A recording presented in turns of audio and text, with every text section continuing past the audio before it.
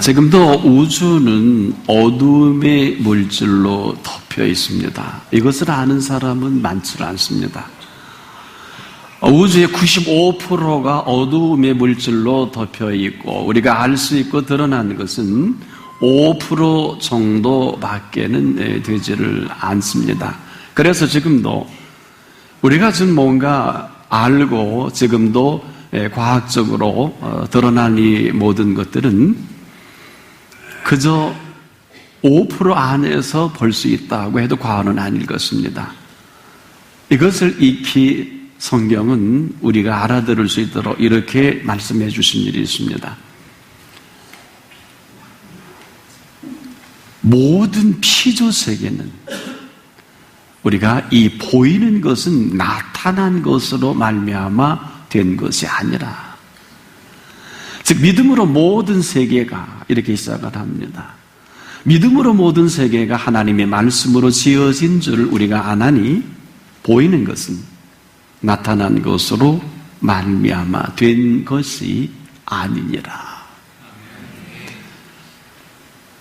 때문에 믿음으로 밝혀지는 것만 밝혀질 수 있는 이 감추어진 세계가 아직도 무궁무진하다는 것입니다. 이것을 알기 위해서는 지혜가 필요합니다. 그런데 오늘 본문을 보면 우리가 이 지혜는 우리의 애씀과 노력과 수고로는 불가능하다고 이렇게 소개를 합니다. 지혜를 얻는 방법은 지혜로운 자와 동행할 때만이 얻을 수 있다. 그런데 우리가 익숙한 것은 지금도 유아는 전혀 반대급부로 우리는 미련한 사람과 동행하기를 아주 좋아합니다. 외람되지만 천재급입니다. 내버려둬도 이분은 탁월합니다. 이 부분에 있어서는 어느 누구에 뒤지지 않습니다. 그래서 우리가 지혜를 사모한다면 죄송하지만 마음을 단단히 먹고 작정을 하고 또 우리가 은혜를 받는 것도 그렇습니다. 여러분과 제가 경험하는 이 은혜는 절대 공짜가 아닙니다. 하나님의 애씀과 수고와 공로입니다. 그러나 이 모든 은혜는 우리의 수고로 얻을 수 없는 것이어서 거저 주셔서 이 은혜가 은혜된다라는 표현을 합니다만은 사실 우리가 가장 중요한 것은 거저 얻지요. 지금도 마찬가지겠습니다만은. 때문에 오늘도 우리가 작정하고 단단히 마음을 먹으며 지혜와 동행하기를 소원하십시오. 왜 그렇게 했습니까? 이때야말로 이렇게 했을 때 재앙은 물러가고 선한 보응이 따라온다고 기록을 합니다. 그런데 이 선한 보응은 놀랍게도 그 보응에 있어서 철저히 의인을 위한 보응이다 이렇게 기록을 합니다. 이것은 뭘까요? 의인을 위해 준비해 놓은 그 준비가 펼쳐지는 보응이다. 한마디로 죄인의 재물까지라도 의인의 손에 붙여서 살아가게 하시겠다는 보응이기도 합니다. 이것을 간단히 정리해 놓은 말씀이 죄인의 재물은 의인을 위하여 쌓여가느니라. 바로 죄인의 재물은 의인을 위하여 쌓이는 원리를 말씀해 주신 것입니다. 여러분이 엄청난 이 원리를 누가 상상이나 할 수 있겠습니까? 죄인의 재물이 의인을 위하여 쌓여간다. 들어본 일이 있습니까? 아니, 들려진다 할지라도 우리는 쉽게 이것을 받아들이기가 만만치가 않습니다. 그런데 여러분, 놀라지 마십시오. 죄인은 재물은 없어요. 한마디로 죄인의 재물은 없다는 것입니다. 왜 그럴까요? 죄인은요, 아무리 많은 재물을 모아도 그저 죄인의 재물일 뿐입니다. 한마디로 죄인은 죄인으로서 그저 죄인이 더한 재물을 쌓아간다. 혹시 하인을 어떻게 하인을 아십니까? 하인은요, 주인을 모시는 분을 하인이라고 합니다. 하인이 아무리 열심히 일을 해서 엄청난 소득을 올리고 정말 많이 썼습니다. 그런데 이렇게 쓰고 결과가 대단해도 그 일한 것 때문에 하인이 주인이 되는 법은 없습니다. 그저 주인 아래 휘하리 열심히 일한 그 결과는 이야기할 수 있겠습니다. 정리해 본다면 주인의 그 소유물에 최선을 다해서 재산도 불려드리고 농사도 더 크게 지을 수 있고 거기에 그 사업에 대단 확장을 하게 할 수는 혹 있을는지 몰라도 이것은 이 일로 인해 절대로 하인은 주인이 될 수가 없고 그저 하인이 일한 것입니다. 하인이 하인으로서의 할 일을 한 것밖에 없는 이 사실이에요. 밖에 나가 종일 일하고 들어옵니다. 얼마나 많은 수고를 했겠습니까? 그 많은 일을 하고 집에 들어온다고 해서 주인이 하인이 된다든지 하인이 주인이 되는 경우는 없다는 거예요. 이것은 우리가 지금도 잘못 생각하는 것은 우리의 마음이었는지 모르겠습니다만은 놀랍게도 이 실상을 예수님이 말씀하신 일이 있어요. 누가복음 17장 7절 이하에 보면은 하인이 단도직입적으로 밖에서 열심히 일하고 땀 뻘뻘 흘리고 일했다 치자. 그가 집에 들어와서 주인에게 밥상을 차려달라 할 수 있겠느냐?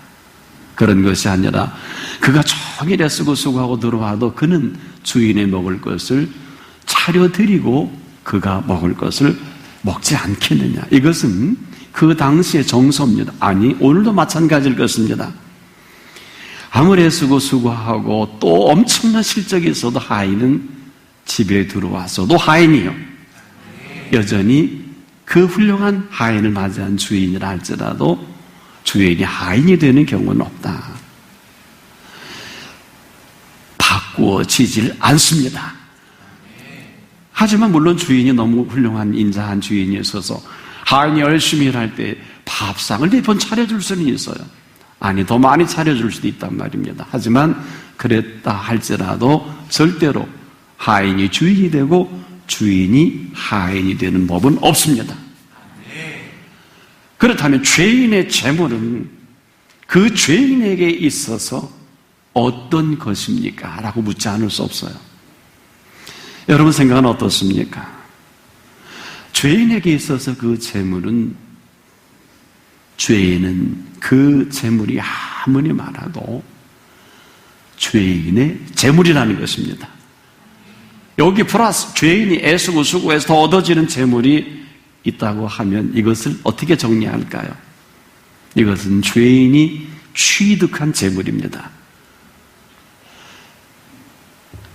죄인은 죄인으로서의 취득한 이 재물이 더 많고 아마 지구촌에 소문날 정도로 많이 있어도 그가 죄인이라면 이는 그가 취득한 재물이면서 놀랍게도 죄인의 재물은 합당한 재물이 아닙니다.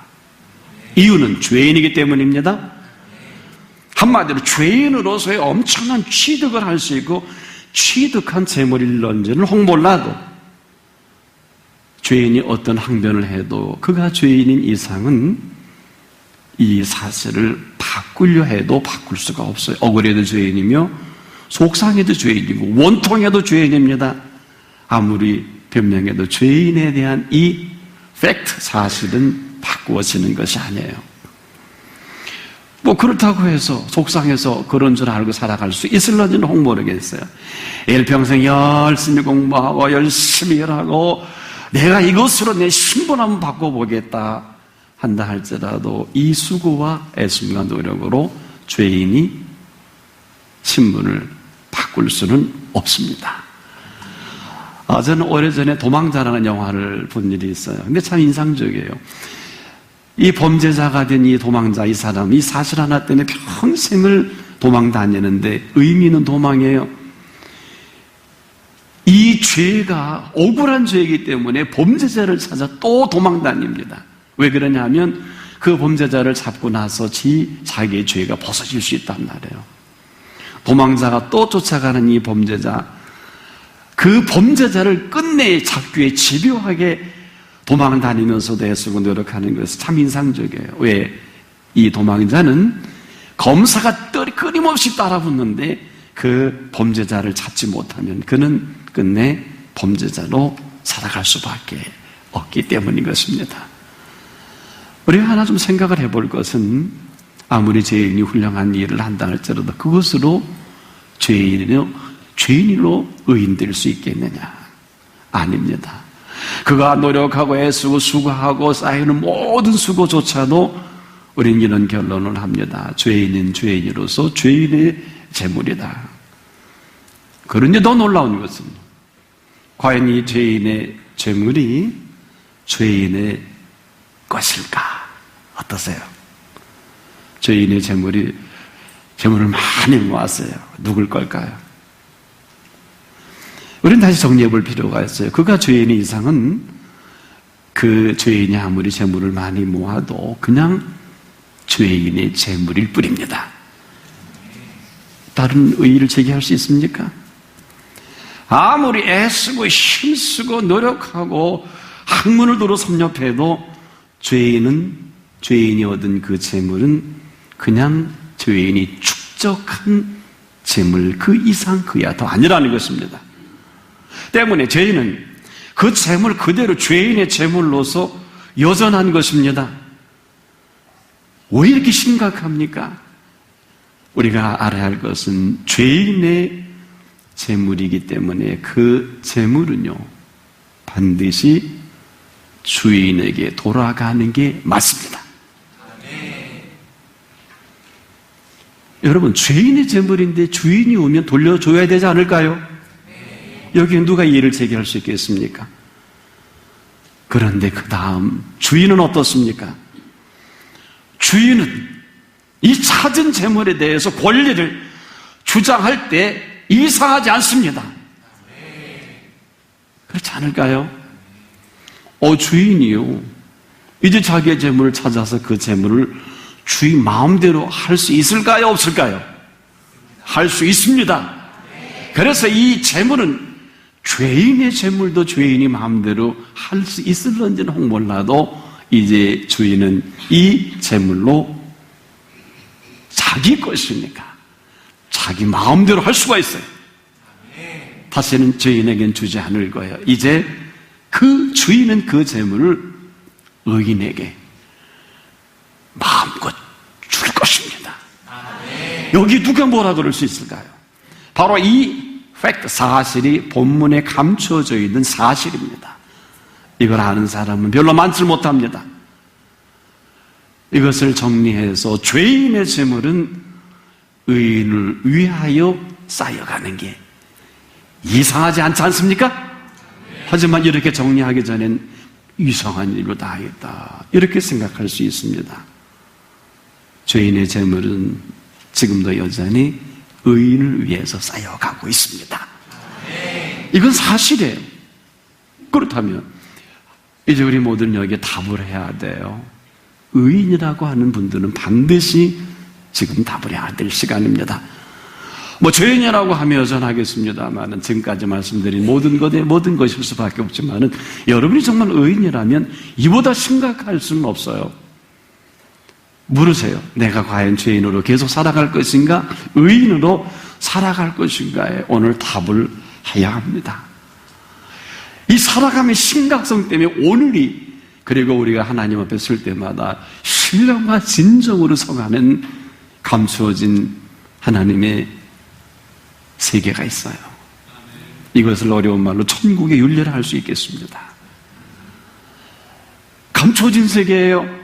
망할 때 망하더라도, 죽을 때 죽더라도 이 감추인 실체만큼은 놀랍게도 우리가 인정하고 싶어 하지 않는 습성이 있어요. 살아온 이 모든 것이 너무 익숙하지 않겠습니까? 지금도 여전히 이와 관계없는 우리의 모든 모습이 너무 획일화되어 있는 것은 그 많은 사람들이, 의인이라고 하는 사람들이 하나같이 살아낸 게 있어요. 하고 싶은 대로 하고 살아가는 거예요. 하고 싶은 대로 살아가는 이 사람을 로마서 1장에 바울이 감동받은 대로 정리를 해보면 하고 싶은 대로 하고 살아가는 사람들은 이미 심판을 받은 사람들이다. 어떠세요? 하고 싶은 사람 대로 하고 싶은 대로 그대로 하는 사람들이 열심히 공부하고 힘써 일하고 무슨 이 세상의 최고의 상을 받고 대단한 위치에 올라간다고 해서 신분이 바뀔까요? 아무리 애쓰고 수고해도 죄는 신분이 바뀌어지는 게 아닙니다. 여전히 죄인입니다. 이걸 포장을 하고 어떤 수사를 하고 또 어떤 병용수술을 하고 우리가 성형수술하고 어떤 별별 방법을 다 동원해서 또 무슨 학위까지 얹어서 이렇게 해도 어떨까요? 죄인은 죄인입니다. 그래서 죄인은 죄인으로 살아가며 할 수 있는 것이 뭘까요? 왜 죄인일까요? 죄인은 할 일 하나밖에 없어요. 죄 짓는 일밖에 달리 할 게 없습니다. 아는 이가 많지 못해요. 이 놀라운 사실에 우리는 끝간데 없이 갔다가 나중에 살기 힘들다, 정말 어려운데 정말 죽을 맛이다, 이런 얘기 합니다. 안 그럴까요? 이게 맞는 말일까요? 아이고, 목사님은 목사님이시니까 살아보지 않아서 그럴까요? 우리가 죄인은요, 그저 이 죄 안에서밖에, 왜 죄가 이렇게 심각할까요? 바로 이 죄는 죄의 값을 짊어지고 사는 사람들이다. 이 죄의 값 때문에 아무리 열심히 해도 이 죄의 값을 지불하기 전에는 이 사람이 자유로울 수가 없어요. 그래서 우리는 거기서 알면서도 모르는 건 아니에요. 자유할 수 없는 것은 죄의 빚진 자기 때문에 그러는 거예요. 이 죄로 인해 빚을 누군가는 갚아줘야 되는데 본인은 능력이 없어요. 아무리 노력해도 엄청난 이 죄의 값은 지불할 수 없으니 역시 그냥 이 속에서 노력하고 애쓰고 그냥 그 값을 치르고 사는 거예요. 이 얼마나 기가 막힌 얘기입니까? 그러면 누가 이 죄의 값을 지불해 줄 수 있을까요? 죄를 짓지 않을 분이 누군가는 대신해서 그 빚을 갚을 능력이 있을 때 이 사람은 이 죄의 값으로부터 자유할 수 있습니다. 그 빚 갚을 능력이 없으니까 어때요? 여러분, 빚을 져본 일 있으신 분 너무 잘 알아요. 그 이자요, 죽을 때까지 갑니다. 사업이 망하면 자손들이 이거 다 넘어가지 않겠나. 요즘 법을 보니 그렇더군요. 여러분, 빚이라는 것은 갚을 전까지 절대로 자유롭지 못합니다. 죄의 값도 마찬가지입니다. 언제 자유로울 수 있을까? 누군가 이 죄의 값을 대신해서 갚아줄 때 자유롭습니다. 이 죄라고 하는 이 발생된 이 값은 너무 심각해서 이 세상에 이 죄의 값을 지지 않는 사람이 없는데 모르고만 사는 거예요. 그래, 누가 이 값을 지불할 수 있을까요? 죄 없는 사람이어야 합니다. 그런데 이 사람 그냥 있어도 안 돼요. 반드시 죄 없는 의인이 이 값을 대신 지불해야 합니다. 그래서 우리가 아직 죄인 되었을 때 그리스도께서 우리 죄를 위하여 의인이신, 죽을 이유가 없으신 그분이 대신 값을 치르신 것이 십자가의 사건입니다. 정리해보면 이 엄청난 이분이 해놓으신 이분의 의로운 일, 이것을 의인이라고 할 때 우리는 이 의인을 오늘도 변함없이 믿음으로 말미암아 가능한 거예요. 이 믿음의 이 의인을 믿음으로 말미암아 비로소 우리는 죄값을 지불한 의인이 될 수가 있다고 했습니다. 그래서 우리가 이런 엄청난 선언이 나오는 거예요. 의인은 이 의인이 해놓은 모든 것을 믿음으로 말미암아 살아가는 것입니다. 이 엄청난 비밀이 있는 거예요. 절대 의로울 수 없는데 누군가 값을 지불해 놓았기 때문에 이 의인을 우리가 믿음으로 말미암아 펼쳐지는 생애다. 이럴 때만이 죄인이 의인이 되는 유일한 길이기도 합니다. 그런데 이 엄청나고도 놀라운 이 사실 이후에 우리는 죄 가운데 빠져 있다가 의인 됐다고 하면 어떤 일이 벌어질까요? 무엇인가 해보려고 죄 가운데 했어도 아무 소용이 없었지만 이제는 의인이 된 사람에게 그 많은 주어진 특권 중에 하나가 본문이에요. 어떻게 정리해 놓으셨을까요? 놀라지 마십시오. 죄인의 재물은 의인을 위하여 쌓이느니라. 이 정도 여러분에게 말씀을 드리면 조금 정리가 됐을 줄 알아. 처음에는 아마 굉장히 어려우셨을 겁니다. 이건 무슨 생뚱맞은 되지도 않는 말씀을 또 가지고 우리에게 말씀하시려나. 깊이 생각해 보십시오. 죄인이 의인 되는 건 천지개벽할 노릇입니다.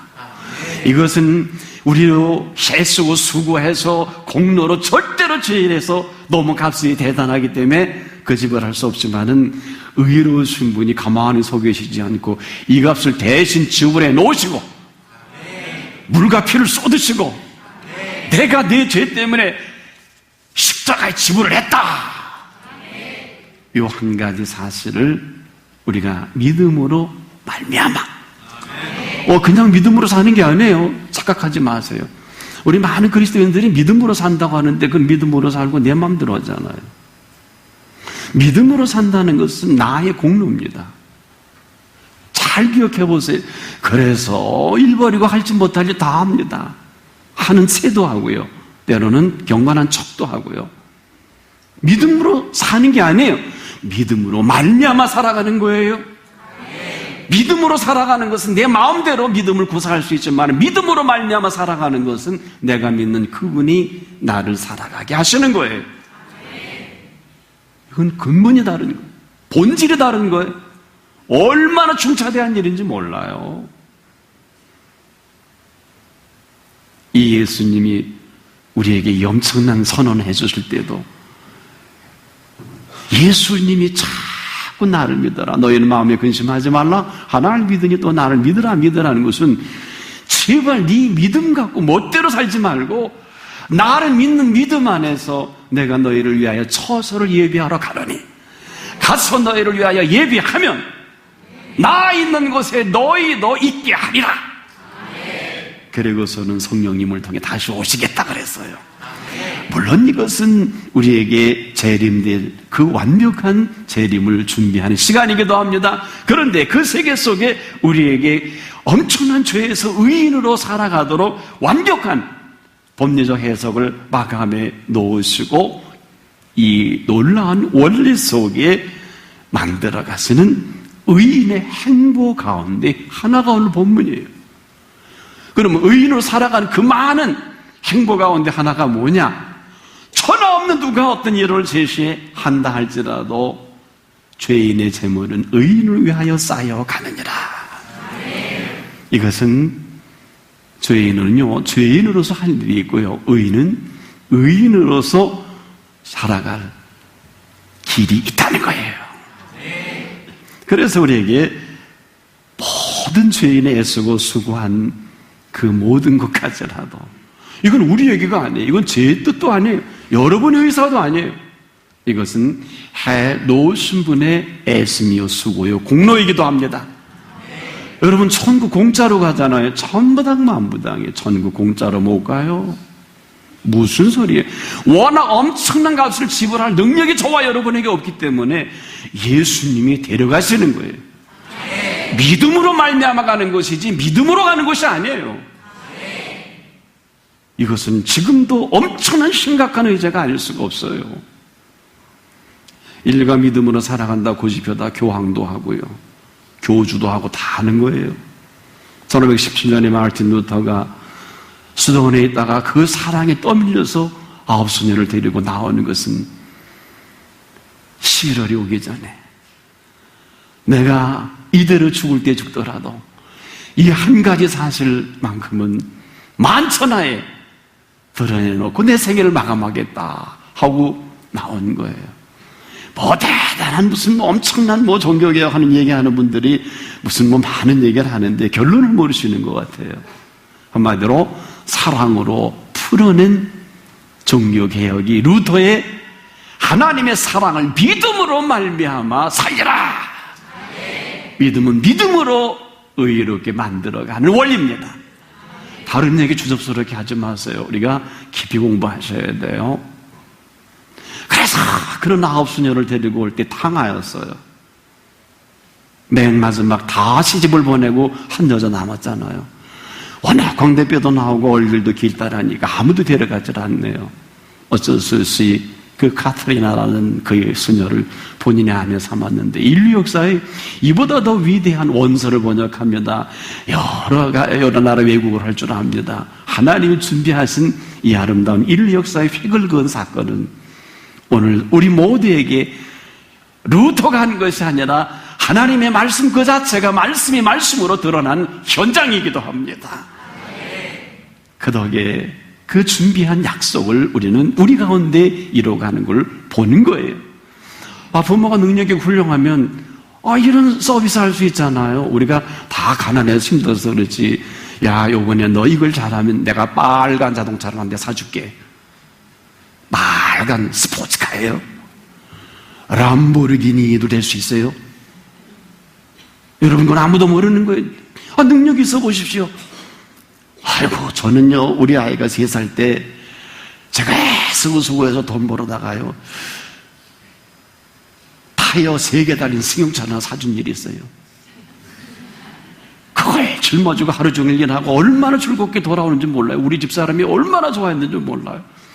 3발짜리 승용차를 내가 아침마다 밀고 다니는데 지금도 내 마음에 자녀가 좋다면, 자녀가 이쁘면 여러분 빨간 스포츠카가 아니라 경비기도 사주지요? 아이만 좋다면 잘못했을까요? 아버지 마음이 있는 것입니다. 탕자와 아버지의 관계는 여전히 아버지 집에 와서도 탕자의 그 거부를 받지 못해요. 여전히 감동이 없습니다. 아버지 혼자 좋은 거예요. 송아지 잡아라, 풍화가 오르려라, 가락지 끼워줘라. 아버지 혼자 신났어요. 묻지 않아요. 아버지 마음을 모르지 않기를 바랍니다. 정말 탕자 중에 이런 당화가 있어요. 4개월 분위기를 달라고 아버지에 대해서 3분째를 강탈해간 천인공노할 이 아들이 돌아왔는데 계산은 하고 받아줘야 될 거 아니에요? 계산 안 합니다. 왔느냐? 큰아들 계산합니다. 아마 똑똑한 모양이에요. 아버지 계산 좀 합시다. 뭐니? 제가 이때까지 아버지를 섬겨서 이렇게 왔는데 염소 새끼 한 마리 잡아준 일은 없으시더니 송아지가 웬 말임십니까? 계산한 거예요. 똑똑해요. 아버지 심각하십니다. 헬라어를 보니까 섬겨라고 하는 우리말의 그 번역이 듀료, 종으로 살아왔다는 거예요. 그래서 아버지가 그때서 그 소리 하지 않습니까? 얘야, 내가 아직 안 죽었지 않느냐? 예, 그런데요. 내 것은 다 내 것이 아니겠느냐? 여러분, 내 것은 다 내 것인데 송아지 잡아먹으면 어떻고 암소를 잡아먹으면 어때요? 안 그렇습니까? 착각과 곡해. 의인 되는 게 뭘까요? 이보시오. 이 라이선스 가지고요, 천국까지 가요. 이 라이선스를 가지고 성경의 의인을 향한 그 약속 중에 하나가 본문입니다. 어차피 우리의 공로로 얻을 수 없는 라이센스예요. 하나님이 주신 라이센스입니다. 의인 되는 이 조건 하나 때문에 준비해 놓으신 세계가 죄인의 재물은 의인을 위하여 쌓여 가느니라. 기억하세요. 죄인은요, 아무리 공부를 하고 석학이 되고 명석한 사람이 될 수 있을런지 모르지만 죄인에겐 절대 즐거움이 없습니다. 죄인은 죽을 때까지 짐을 지고 살아갑니다. 의인은 어떨까요? 의인은 그럼에도 불구하고, 인스파이트, 그럼에도 불구하고 오늘 죽어도 의인은 즐겁습니다. 절대 즐거움입니다. 오늘 죽으면 천국 가니 얼마나 좋소? 오늘 살아있으니 하나님이 함께 하시니 얼마나 좋소? 무거운 모든 짐이라도 수고하고 무거운 짐진 자들아 다 내게로 오라. 내가 너희를 쉬게 하리라. 내 멍에는 쉽고 클레스토스, 헬라어를 그런데 우리말로 직역을 해보면 내 멍에는 즐겁고 클레스토스 가벼웁니다. 대신 짊어져 주시니까요. 무겁니? 내가 짊어질게. 손 붙들고 가시는 거예요? 아니라고요. 그럼 그렇게 사세요. 짊어지세요. 그러다가 자살까지 기억을 하셨잖아요. 여러분, 이 자살과 살자는요, 잘 살다가 뒤틀리면 뒤집어지는 거예요. 잘 생각해 보세요. 열심히 살다가 들러오는 사람 있죠? 이런 거예요. 보세요. 살자, 뒤집어져 보세요. 그래서 죽는 거예요. 죽는 사람이 철학가가 없어요. 철학가는 절대 자살 못합니다. 아주 뼈 한 번 떼놓고. 왜? 생각이 많으면 생각하다 죽을는지 몰라도요. 의인과 죄인이 극명하게 나눕니다. 죄송한데 스스로 내 점검을, 자가 점검이 가능해요. 내가 이렇게 많은 은혜를 입었는데도 난 아직도 즐거움이 없어. 나는 정말 내가 오늘 생을 마감하면 천국 갈 이름은 아직은 아니에요. 내가 의인인 거 어떻게 할까? 예수께서 나를 위해 십자가상에 피 흘리신 것을 내가 믿어. 그리고 내가 오늘 죽어도 나는 여한이 없어. 내가 존재하는 것은 주님의 살아계신 그 호흡과 손길 뿐이야. 이렇게 정리하면 되는 거예요. 나를 미워하고 모함하고.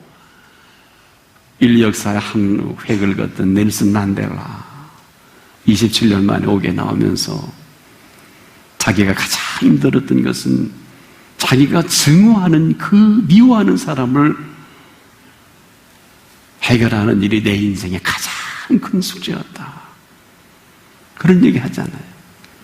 우리가 여기서 성경적으로 정리해 보면 그래요. 여러분, 미움은요, 증오는 나 증오 안 할 거야, 나 미워 안 할 거야, 불가능합니다. 어떨 때 가능할까요? 사랑해 버리세요. 쉽진 않아요. 그러나 내가 오늘 생의 마지막이라면 이 일은 한 번은 짚고 넘어갈 일입니다. 사랑해 버리세요. 그리고 나서는 증오도 미움도 얼굴을 내밀지 못할 거예요. 아예 깨끗이 정리하고 나서 그는 그 많은 자기를 그렇게 모함했던 사람들을 흑사대접을 그리고 그 많은 사람들에게 완전 열린 마음으로 글자 그대로 목숨을 내어놓고 사랑한 이런 생애 때문에 온 인류가 그렇게 그를 기억하고 추앙하라고 못 잊어. 우리나라에서도 총리를 비롯해서 사절단에 또 가는 것을 보면, 우리나라도 다녀갔겠습니다만은, 의인은 우리의 공로로 불가능합니다. 그분이 값을 지불해 놓으신 이 사실 하나가 우리 가운데 믿어질 때, 그 남은 것은 이렇게 해주신 분이 베풀어 놓으신 스케줄대로, 모든 계획대로 살아갈 것 뿐이에요. 그래서 우리는 지금도 여전히 죄인의 재물은 의인을 위하여 쌓여가는 그 실체 속에 의인만 되십시오. 그 나머지는 그분이 펼쳐가실 것입니다. 다른 말은 하지 마세요. 죄인에 대해서는 우리의 관할이 아닙니다. 우리가 할 수 있는 것도 없습니다. 이제는 이 모습 이대로 우리의 태도가 어떤 모습일까, 이것이 열매로 맺혀져 가며 그 분명한 태도 하나로 천국까지 갈 수 있는 한 분 한 분 되기를 축복합니다. 기도하겠습니다. 오늘 이렇게 엄청난 감춰진 비밀을 우리에게 선포해 주심을 감사합니다. 이런 줄도 모르고 열심히 돈을 벌어야 하고 공부를 해야 하고 일해야 하는, 틀린 것은 아니지만은 우리가 이렇게 힘들 이유가 없는 우리들, 공부가 즐거워야 되고 일이 즐거워야 되고 모든 하는 일들이 오늘 내 생애가 마감돼도 일하다가 죽어 여한이 없다라고 고백할 수 있어야 함에도 불구하고 그렇게 살지 못했던 저희들을 긍휼히 여겨 주시옵소서. 여기 한 분 한 분 또랑만 밟고 지나가지 말게 하시옵소서. 피로 값으신 의인으로 당당히 살아가는 하나님의 준비된 세계 속에 살아가게 하소서. 예수님의 이름으로 기도합니다. 아멘.